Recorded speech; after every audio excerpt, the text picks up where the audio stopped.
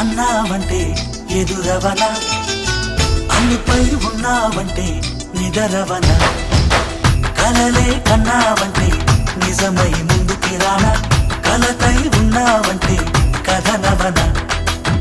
అమ్మలో ఉండే సగం అక్షరం నేనే, నాన్నలో రెండో సగం లక్షణం నేనే. అమ్మ తోడు నాన్న తోడు అన్ని నీకు అన్నే చూడు, చెల్లిపోని బంధం నేనమ్మా, చిటి చెల్లెమ్మా, వెళ్ళిపోని చుట్టం నేనమ్మా.